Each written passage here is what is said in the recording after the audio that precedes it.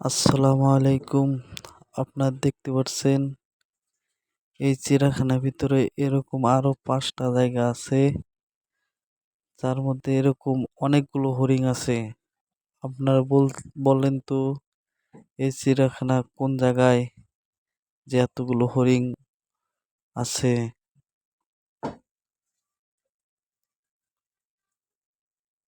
আপনারা অবশ্যই কমেন্টে বলে যাবেন এটা কোন চিড়িয়াখানা হতে পারে।